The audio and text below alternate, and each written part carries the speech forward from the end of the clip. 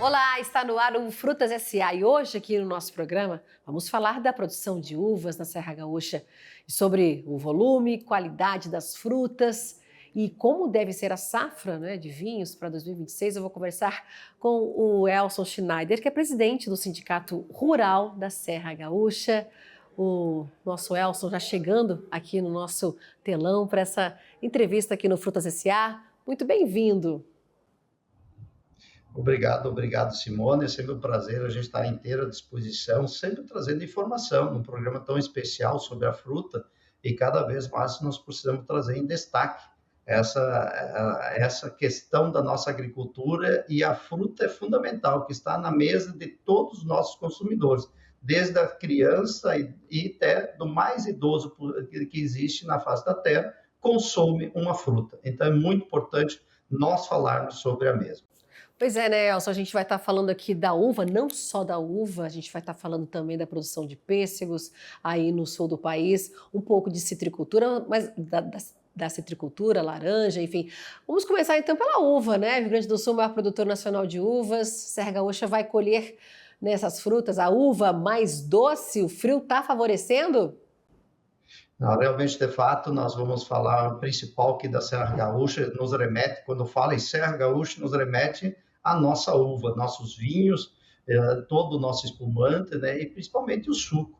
E aqui, realmente, de fato, nós estamos vendo de ter uma excelente safra, né, em qualidade e muito açúcar, né?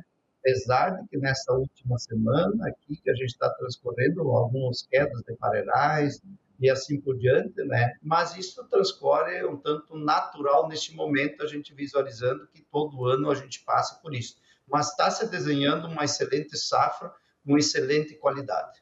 Elson, você falando na qualidade dela aí, mas vamos recapitular em relação à queda de parreirais que você citou aí. Teve esse acontecimento, né? O ciclone extratropical que passou pelo sul do país deu esse problema, mas não afetou, teve mutirão para reerguer os parreirais, não é? Mas não afetou a produção, não vai afetar a colheita, né? Porque agora você me falou que tá a colheita da uva de mesa, mas a uva para o vinho desses parreirais, aí a produção ela não foi afetada. É isso, não é? Não, é fato, Simone, isso é bem característico quando tu está falando uma produção aí de 700 milhões de quilos, 800 milhões de quilos, e tu estás falando aí numa quantidade bastante grande de hectares, quando tu tem esta que tenha nos atingido, que nem essa ciclone extratropical que tenha ocorrido em Flores da Cunha, há uma perda, sim, de 70 hectares, aquele que foi atingido é uma perda bastante grande de esforços, não, eu até cito, não da produção, porque a produção, tu acaba levantando esse parreiral, porque eles não estavam madura essa uva ainda, então há uma perda de 10, 15%, mas ela é ínfima, na representação da totalidade, né? Mas aí mostra a realidade nossa, da região da Serra Gaúcha, de forma de cooperação, de mutirão, dos próprios seres humanos também, de dar apoio a essas famílias que foram atingidas, né? E a gente está passando nessas semanas que tenha sido depois de Flores da Cunha, a gente está, aconteceu aí em Farroupilha também, atingindo também algumas áreas da comunidade do interior, como também aqui em Bento Gonçalves, que a gente vivencia nos últimos dias, queda de parreirais, né? E essas quedas de parreirais são vários fatores que acabam acontecendo, né? Que uma é o peso sobre os mesmos, outro excesso de chuva. Neste período, por exemplo, todo dia uma pancada aí de chuva em torno de 70 milímetros, fazendo com que a terra fique mais solta e sobrecarregando os parreirais, que é o sistema latado que a gente tem, os principais parreirais, né? Mas a gente tem realmente uma excelente safra e isto, já observando nas questões meteorológicas, nas próximas semanas teremos sol. E isto vai ser muito fantástico e isso vai dar a melhor qualidade e segurança para todos nós, né, Simone? O frio favorecendo, então, uvas mais doces, é isso, Elson? O frio ele interfere muito forte lá no período da brotação e fazendo com que tenha a brotação mais uniforme, além disso, a formação dos cachos, né? Os ramos daí também vem mais uniforme, os cachos e as bagas com mais com mais número. E também mais as gemas, elas não são mais, elas são frutíferas do que ser vegetativas, né? Mas não foi somente o frio que interferiu neste momento, foi a quantidade de chuva, bem distribuída, e também o calor, a temperatura, quando for necessário. Então, ela vem com uma uva com bastante saudável, né? Sem muitas tratamento fitossanitário, né? E também ela vem com sanidade. Por isso que a gente diz, estamos ainda acreditamos numa safra, excelente safra, como lá de 2020, chamado 2019, chamado safra das safras, né? Que está para se desenhar também dos últimos anos melhores safras que a gente possa fazer, que está se desenhando essa de 2025, 2026. Que começa, então, a ser colhida agora, já por agora? Aqui em Bento Gonçalves, como são microclimas, né, nas costa do Rio das Antas, tem outras variedades, como, por exemplo, a Vênus está sendo colhida, inclusive as festas natalinas foram feitas, né, já ser colocado nas mesas, nas gôndolas do mercado, bem como também a Niágara rosada e a branca também já está no mercado, né? Então, na próxima semana, vai intensificar daí as uvas já para suco, com a BRS Violeta, com a BRS Magna também, bem como também as uvas para vinhos, como a Chardonnay, que também já começa a fazer suas colheitas na nossa região.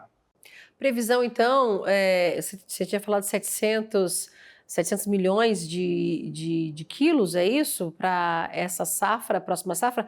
Pode passar disso? Olha, é muito precoce, a gente procura até não trazer muitas informações nesse sentido, mas a expectativa e a gente tem, pelas ampliações de cultivo, de passar de 700 milhões de quilos, né? Mas é uma safra média para boa, e o que é o principal? Qualidade. Então, temos muita qualidade, essa uva até hoje ter chego com redução de custo de produção, na verdade, que possamos chegar, como tenha citado, que o clima colaborou para a redução de produtos agroquímicos, né, tratamentos fitossanitários, reduzindo a aplicação, automaticamente reduzindo o custo de produção, fazendo com que o produtor possa chegar ao final ter uma renda um pouco melhor do que outras safras, principalmente na sua qualidade e reduzindo seu custo de produção. Reduzindo o custo de produção, mas quanto está sendo pago a uva aí para o produtor rural?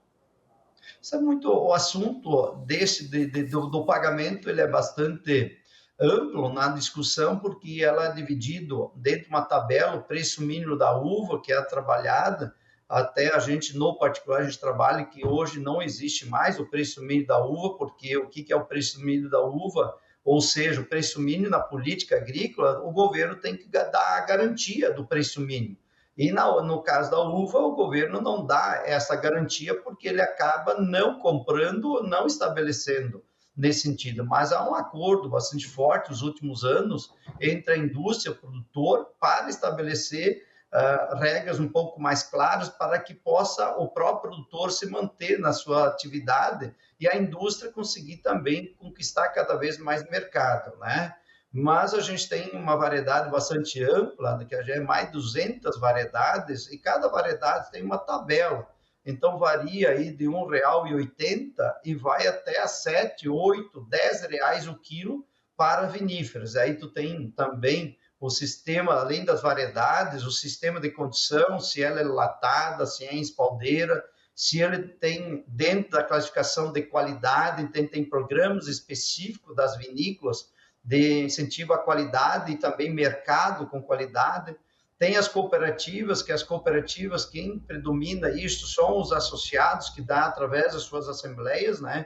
Então, é estabelecido através da tabela o preço mínimo da uva, mas temos vinícolas que, através das cooperativas, está pagando até R$ 2,30, R$ 2,40 cooperativas, né? Tem empresas que pagam o preço mínimo, né?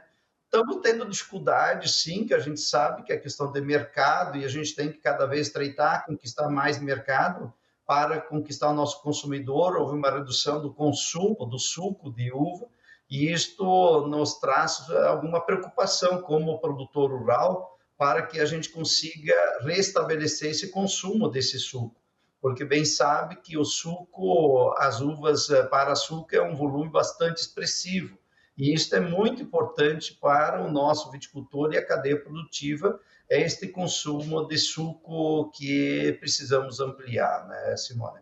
Tá certo. Dois assuntos que eu quero abordar com você, se não der tempo, a gente vai para o próximo bloco com ele. O primeiro, das 200 variedades aí que você falou, tem um preço mínimo, vai de 1,80 até R$ 10. Você falou que algumas cooperativas elas pagam mais de R$ 2. Quais seriam essas variedades, né, que chegam a 1,80, o valor pago, né, o preço mínimo, e essa que pode chegar a R$ 10? Quais seriam essas variedades? Fala pra gente, pra gente dar Isso uma é bastante. resumida, a título de curiosidade. Isso. É bem importante porque é uma classificação da uva, por exemplo, a Vitis Labrusca, que é para suco, por exemplo, a Isabel. 1,80 é o preço estabelecido com grau de 15, grau de açúcar, né, que é glucométrico, né? Então, se essa variedade, como este ano, o teor de açúcar é maior, então ele bem provável vai estar 16, 17, 18 graus de açúcar. Isso significa que ele vai receber R$ 2,10, R$ 2,20 até R$ 2,50, a mesma variedade, só com mais concentração de açúcar, que é, por exemplo, a Isabel. Mas tu vai partir para uma Cabernet Sauvignon, tu vai trabalhar com, ele está de R$ 7 a R$ 8,00 sendo pago. O Chardonnay também, o Chardonnay que é o vinhos finos e para os espumantes, né, os Brut, por exemplo. Então, ela é uma variedade, tanto a produção menor, e é isso que é bem importante, porque que o valor também ele é mais expressivo, porque ele tem uma produtividade menor do que uma Isabel. Para ter uma ideia, a Isabel ela tem uma quantidade em torno de 25 a 30 mil quilos por hectare, onde tu tem uma variedade de Chardonnay ou um Cabernet Sauvignon, que ele vai de 6 a 10 mil quilos por hectare, de 6 a 10 toneladas. Então, por isso que tem que também ser mais remunerado o produtor, porque a produção é bem menor do que as uvas para suco nesse sentido, né? É muito amplo para tu discutir bastante essas questões de variedades, tem classificação de uvas tintas, uvas brancas, no caso Labrusca, que é para suco, uvas viníferas finas, uvas híbridas, então é uma complexidade de classificação e variedades, e para ter esse produto que a gente tem junto à nossa gôndola, que é de excelente qualidade, que é os nossos espumantes, nossos vinhos, e que traz também essas variedades de suco integral, néctar, e que é distribuído em todo o nosso país e no exterior, né? Certo, Elson, não deu tempo aqui para fazer a pergunta, mas vai ficar para o próximo bloco para saber o porquê que o consumo, né, do suco de uva está reduzindo e o preço, não o custo de produção por hectare. Aí depois você responde para a gente no nosso próximo bloco, viu, Elson? Ok. Então vamos fazer esse intervalo. Não sai daí que já estamos de volta.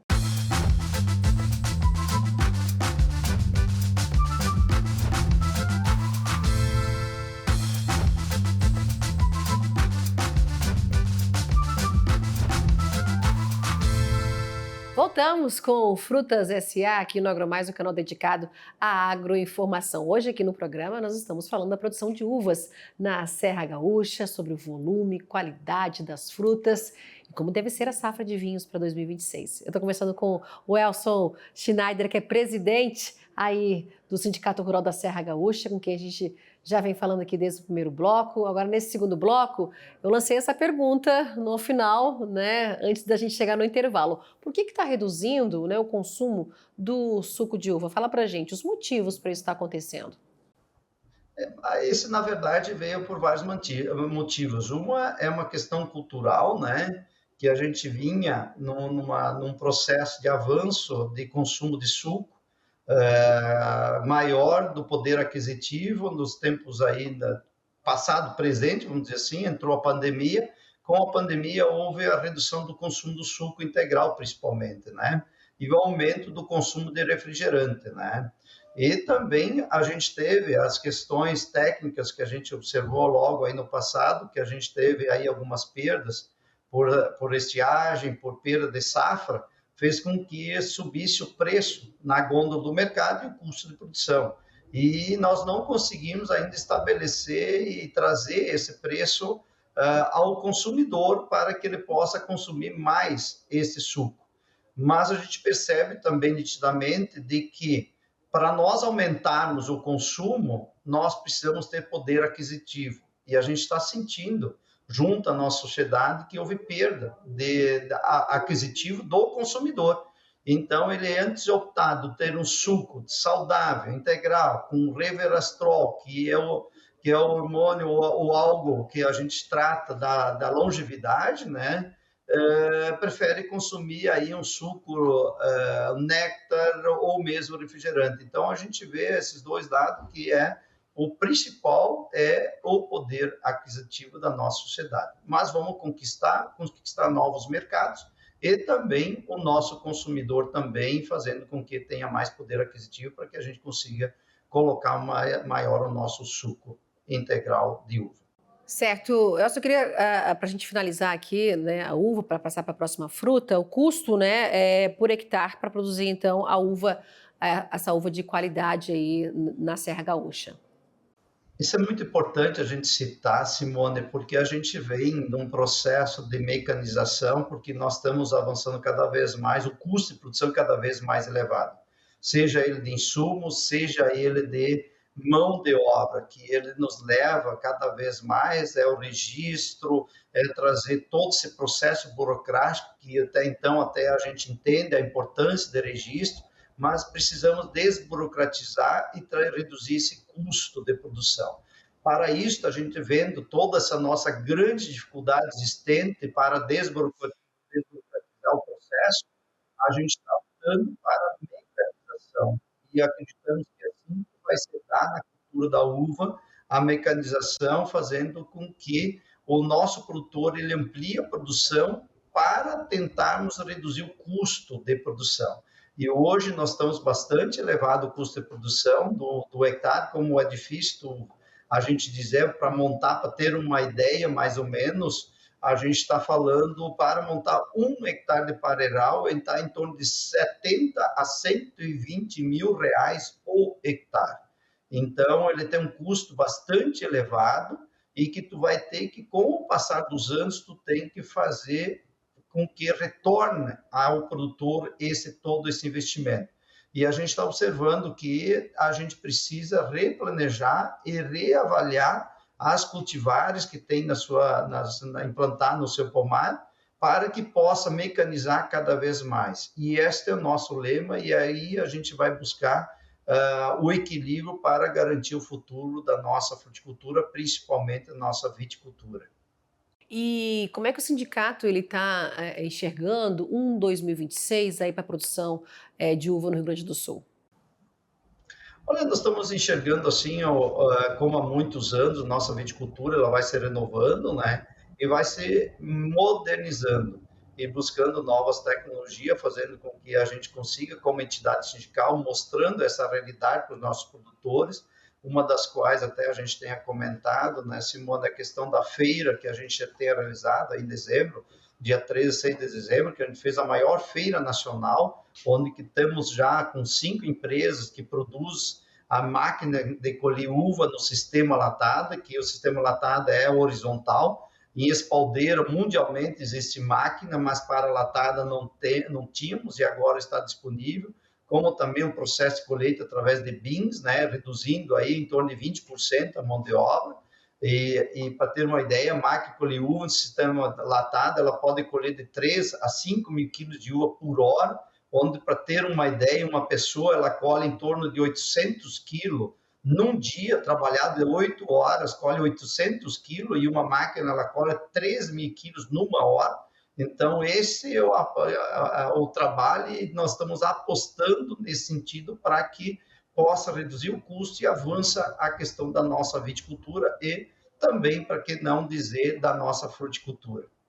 Avançando na mecanização, mas como é que fica aí o outro passo importante, que é essa profissionalização, né, daquele que vai operar esse equipamento, né? Porque é um equipamento caro, né? E como é que vocês estão lidando, né? Um lado que adquire esse maquinário, mas também que tem que ajudar aquele profissional a entender, a capacitar esse profissional para operar esse maquinário.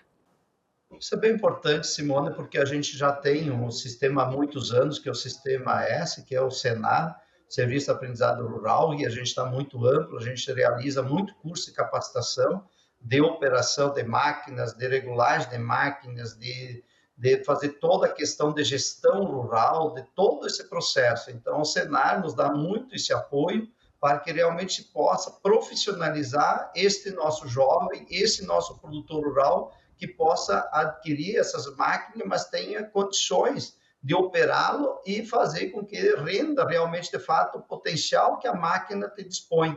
Porque muitas vezes nós temos a máquina disponível, mas não temos o conhecimento de operar ela e na sua plenitude, fazendo explorar o máximo possível que ela possa te produzir.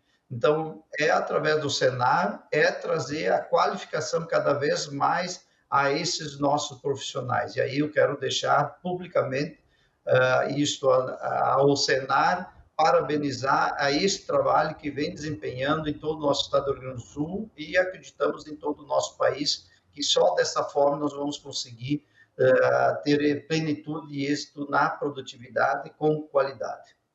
Acesso também ao crédito rural, não é? A gente vê uma Selic fechando 2025 a 15% ao ano, expectativa para 2026, para esse produtor ele ter esse recurso, não é? Para que esse recurso do governo federal, do que a gente vê, não só juros livres, né? Mas os outros recursos colocados pelo governo, como é que para chegar nesse produtor rural, para ele poder ter condições aí de tocar a sua produção? Quando trata da parte econômica, da parte financeira, é que nos deixa um tanto, muito mais preocupado, porque a gente vem observando o nosso estado do Rio Grande do Sul, principalmente, que nós viemos aí de estiagem, nós viemos aí principalmente das enchentes e tal, os últimos anos, estamos enfrentando essa grande dificuldade da retomada, da virada da chave e tentar retomar toda a produtividade existente do passado, né? E para isso precisamos de crédito e precisamos de investimento, precisamos de linhas de crédito a longo prazo, para que a gente honre os compromissos e faça todo o processo necessário das suas propriedades.